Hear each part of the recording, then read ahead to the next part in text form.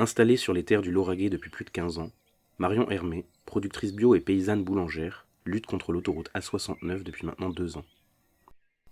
Accompagnée par d'autres camarades de lutte, elle entre en grève de la faim durant 31 jours, entre septembre et octobre 2023. Après quelques échanges entamés avec elle dans différents rassemblements à Toulouse, nous sommes finalement allés la rencontrer sur son exploitation lors de son 26e jour de grève.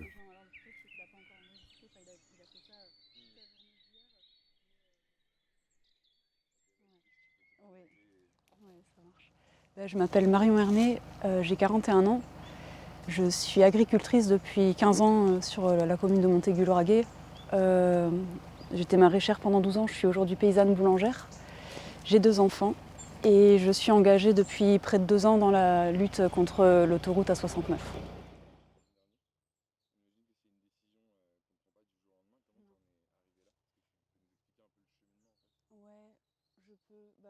Effectivement, c'est le fruit d'un processus assez long. J'aurais jamais pensé, moi, il y a un an, arriver à prendre une telle décision.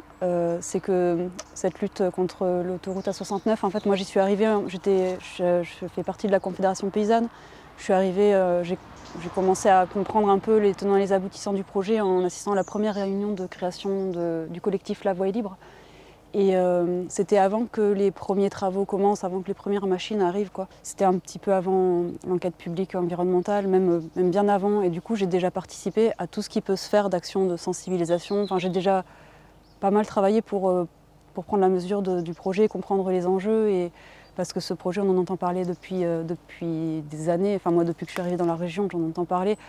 Et bon, ça fait partie des choses comme ça qui planent dans l'air, mais on se dit, bon... Et puis quand j'ai découvert l'ampleur en fait, de ce que ça allait engendrer, sur tous les aspects qu'on a déjà énormément développés, que je pourrais redévelopper s'il le faut, mais bon, je me suis engagée vraiment progressivement dans des opérations de tractage, des réunions d'information, d'inciter les gens à participer à l'enquête publique. On a organisé aussi avec le collectif une grande marche de 4 jours il y a un an pour faire prendre conscience aux habitants du territoire de l'impact que ce projet allait avoir sur leur territoire, sur leur vie. Et tout ça, ça a beaucoup participé à faire prendre conscience aux gens du secteur de ce qui allait se passer, mais ça restait quand même assez timide. Et à partir de l'hiver dernier, on a reçu le soutien en fait, d'Extinction Rébellion Toulouse, qui se sont vraiment impliqués dans la lutte. Et du coup, moi, j'ai commencé à mener à leur côté des actions de désobéissance civile, des choses vraiment tout à fait simples et évidemment non violentes. Il y a eu des occupations, des blocages, des petites opérations comme ça. Ces actions-là, elles ont eu vraiment le mérite déjà de nous permettre de nous fédérer entre collectifs en lutte, d'apprendre à nous connaître et de vraiment participer à médiatiser cette lutte. Et bien sûr, il y a eu l'organisation de sortie de route au printemps dernier, ça a été un grand moment. Derrière, ça va être des zones d'activité à chaque sortie de l'autoroute, ça va être des McDo, ça va être des plateformes logistiques pour Amazon. C'est le début de la fin. C'est énorme ce qui est en train de se passer ici. C'est assez ouf d'être entre 5 et 6 000 et de prendre cette route.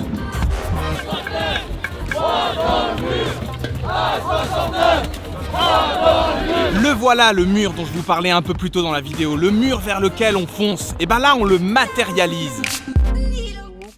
Mais malgré toutes ces actions qu'on a pu mener, qui étaient de plus en plus impactantes, en fait, il y a eu une espèce d'accumulation entre un sentiment de déni démocratique, de ne pas être écouté, de ne pas pouvoir laisser faire un projet pareil là en 2023, avec tout ce qu'on ne peut pas ignorer maintenant par rapport au changement climatique, par rapport à l'effondrement de la biodiversité, à tout ça. Enfin, ça nous paraissait, nous qui étions tellement impliqués, on se disait c'est pas possible que ce projet voit le jour. Et avec quelques personnes du collectif, quelques personnes des camarades de lutte, en fait, cette perspective de la grève de la faim, on l'a clairement pensé comme un dernier recours qu'on aurait, nous, quand on pourrait plus se mobiliser, qu'on pourrait plus aller sur le terrain.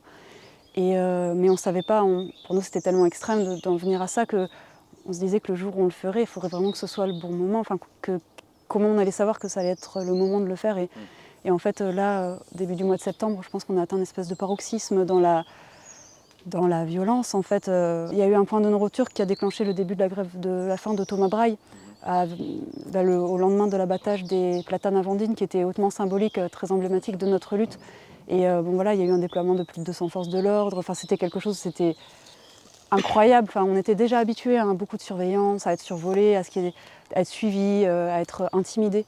Mais là ça dépassait vraiment l'entendement, quoi. Et donc quand tu te fais gazer en pleine nuit parce que tu es là à protéger pacifiquement des platanes, tu te dis qu'il y a un truc qui ne va plus. Il y a une absence de dialogue depuis le début sur ce sujet avec les élus qui le portent. Hein. On a pourtant, au collectif La Voie est libre, avant de rentrer, là, les grèves de la faim, c'est des initiatives individuelles qui sont soutenues par le collectif parce qu'on fait partie du collectif. Ça n'émane pas du collectif. Non, ça n'émane pas du collectif. Et en fait, c'est à la fois ce sentiment de déni démocratique, notamment par rapport à cette enquête publique environnementale à laquelle on a vraiment fortement engagé les citoyens à participer et la participation a été massive. Il y a eu plus de 6000 avis, c'est beaucoup pour ce type de... Et il y a eu 90% d'avis négatifs. Et certains camarades nous disaient déjà, mais vous savez, ça ne sert à rien les enquêtes publiques. Et moi, je suis élue, je suis conseillère municipale dans mon village, je reste attachée à... Enfin, je suis vachement naïve en fait, parce que j'avais encore foi dans les processus démocratiques et je me disais non, alors certainement que tout ne fonctionne pas bien, il y a des dysfonctionnements, c'est certain, mais quand même, non, enfin, on peut pas, c'est pas une mascarade, c'est pas possible. Donc on a participé, on a tous rédigé nos petits papiers, on a incité notre entourage à le faire, il y a eu une participation sincère à ce truc et du coup, quand on a vu les résultats, on s'est dit, non, enfin, en fait, les camarades qui disaient que ça servait à rien avaient parfaitement raison, c'est-à-dire que le lendemain, même pas une semaine après, les premiers abattages commençaient, l'autorisation environnementale était accordée par le préfet en toute légalité. En tout cas, nous, moi et d'autres camarades proches, on s'est juste dit, il nous reste que ça en fait. On n'a rien d'autre. Là, tous les arbres tombent, tout le monde s'en fout. Enfin, les gens qui s'en foutent pas, ils sont pas assez nombreux. Les terres qui vont être impactées par le tracé de l'autoroute, donc près de 400 hectares, et ça c'est rien par rapport à ce qui sera impacté plus tard, parce qu'on sait qu'une route, après c'est des entrepôts logistiques, c'est des industriels, l'artificialisation ne s'arrêtera pas là. Quand c'est sous le bitume, c'est trop tard. Et pourtant, on ne veut pas que ce projet advienne, et de là où on était, à l'endroit où on se trouvait, c'était un peu tout ce qui nous restait, quoi.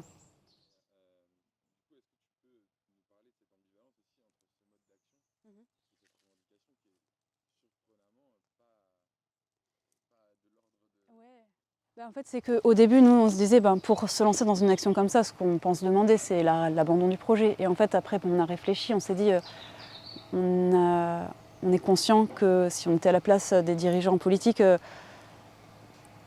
c'est peut-être pas possible de lâcher sur ça. Et donc, cette idée de médiation qu'on a proposée, elle nous a semblé un compromis très raisonnable, parce qu'on demandait juste à ce que le projet soit reposé sur la table et qu'on puisse en discuter avec tous les acteurs impliqués, quoi. Et que pendant ce laps de temps, une suspension des travaux ait lieu, juste pour permettre cette concertation dans des conditions acceptables, parce que si les arbres continuent à tomber en même temps, si les terrassements continuent, c'est pas des conditions favorables à un dialogue, c'est pas possible. Et du coup, on avait compris que ce processus de médiation, ça pouvait se dérouler sur un temps relativement court, sur peut-être 1 mois, 3 semaines. Donc il nous semblait que cette demande n'était pas complètement déraisonnable, loin de là, et que mettre notre santé, notre vie en jeu pour une suspension d'1 mois, de 3 semaines, le temps n'était pas défini, mais on imaginait que ça pouvait être...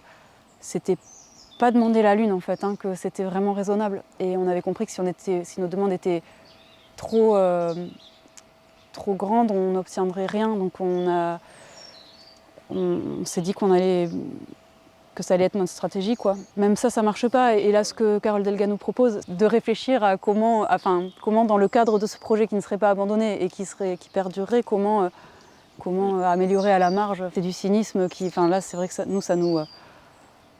les bras nous en tombent, quoi. Mais bon, ça fait que renforcer du coup notre détermination, en fait, paradoxalement. Je ne sais pas si c'était le but, mais c'est le résultat en tout cas. 25, ouais. Ou 26, j'arrive même plus à compter, j'avoue, mais c'est 25 ou 26, ouais. J'ai commencé le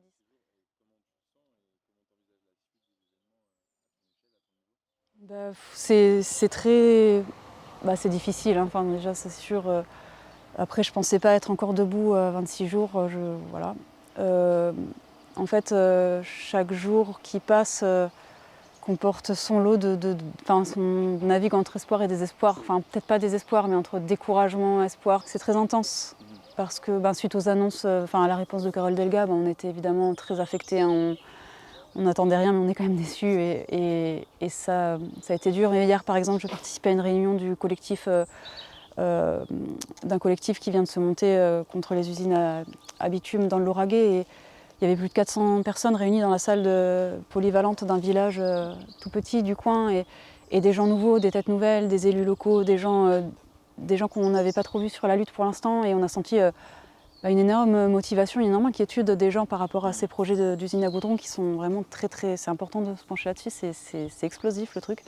Et de sentir que peut-être un relais va être pris parce qu'il y a d'autres gens, aussi par notre action et aussi par toutes les prises de parole qu'il y a eu, des scientifiques, des élus qui commencent à se mobiliser, des gens dans les villages qui ont fait des vidéos. Enfin, on a senti un très gros soutien et on se dit que le fait que l'opinion publique, de sentir que vraiment il y a quelque chose qui se passe au niveau de l'opinion publique, on ne sait pas si ça va suffire, on ne sait pas, mais du coup ça nous donne du courage. Et quand même il y a beaucoup d'optimisme pour certains. Je suis un peu étonnée parce que parfois, c'est vrai que le doute est quand même toujours là. Hein. Enfin, même si on sait que même si on n'obtient pas ce qu'on souhaite, même si le projet voit le jour, on est conscient que le fait d'avoir tout tenté, quelque part, déjà ça aidera peut-être d'autres projets à ne pas voir le jour parce que comme si la mobilisation sur le terrain était très forte, peut-être que des élus, des décideurs hésiteront peut-être un peu plus avant de lancer ce genre de projet. Mais bon, c'est une vraie consolation, ça aura vraiment de l'importance pour d'autres lieux. Et après, où ça va nous mener, franchement, je sais pas. Moi, j'ai des enfants, j'ai pas envie de mourir, quoi. Enfin, je peux pas leur dire que je vais aller jusqu'à la mort. En même temps, on est tous dans une période très avancée, enfin assez avancée. Moi, je pesais pas très lourd avant. Enfin, je pèse 43 kilos. Je commence à, enfin voilà, mes analyses sont pas bonnes. Et en même temps, j'ai pas envie de lâcher. Enfin, c'est qu'aussi, c'est difficile quand on a donné à ce point. En fait, on baisser les bras alors qu'on n'a rien obtenu. En fait, c'est inacceptable. Et là, en fait, j'ai l'impression que plus j'avance dans cette grève, plus je suis prête à aller loin, même si je sais, voilà, c'est ambivalent parce que je sais que le fait d'être mère, hein, ça c'est quelque chose enfin, j'aurais pas d'enfant et je pense que vraiment, j'aurais déclaré ma grève de la soif comme mes camarades, quoi.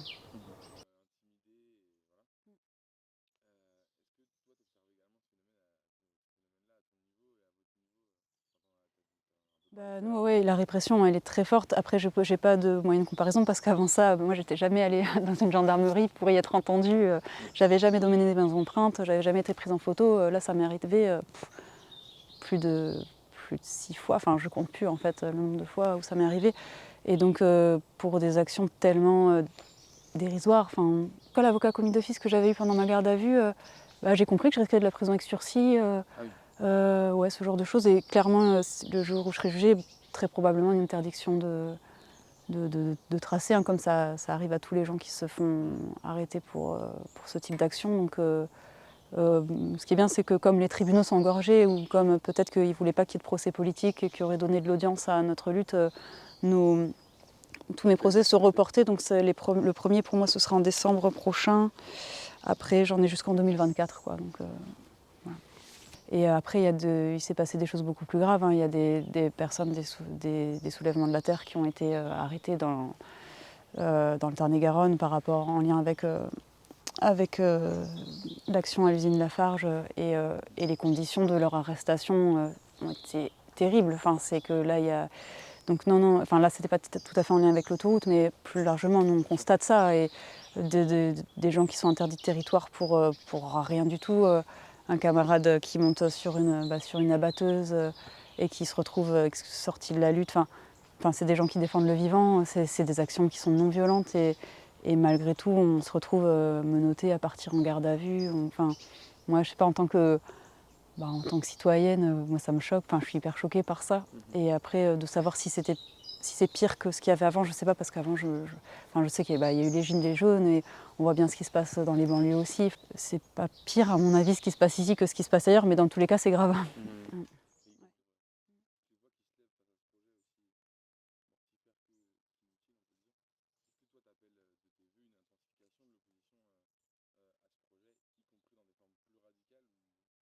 Oui, en fait, à ce stade, déjà, on a toujours essayé de veiller et c'était pas facile pour les gens du collectif. Il y a toujours cette dichotomie violence, non-violence et on a tous pris conscience plus ou moins vite que c'était pas la bonne façon de le penser et que c'était clivant en fait et que chacun de l'endroit où il se trouve peut trouver que tel ou tel mode d'action est plus valide. Et jusqu'à là, j'avais envie de dire peut-être à des gens, même pendant la manifestation d'avril, voilà, c'était un mois après Sainte-Soline. Moi, j'ai été à Sainte-Soline aux 2 derniers. Enfin, voilà, ça a été vraiment un choc pour moi.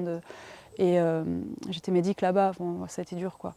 Et en fait, on était encore à un stade où on pouvait espérer. Il y avait d'autres leviers que peut-être la violence. Mais là, en fait, aujourd'hui, si rien ne bouge, j'ai envie de dire, quoi dire à des gens qui ont envie d'en découdre mais non, le faites pas. Enfin, là, on a épuisé tout. Enfin, comment on peut être entendu en tant que citoyen quand on a manifesté pacifiquement, quand on a tracté, quand on a sensibilisé, quand on a 1500 scientifiques qui nous soutiennent, quand toute l'opinion publique, quand il est démontré que vraiment le projet il est totalement absurde, aberrant, et que malgré tout ça, des élus s'entêtent et que pour défendre les intérêts du BTP ou d'une poignée d'élus qui vont, je sais pas pourquoi, comment dire à des gens, non, vous en prenez pas, alors pas aux personnes, hein, jamais, mais aux biens.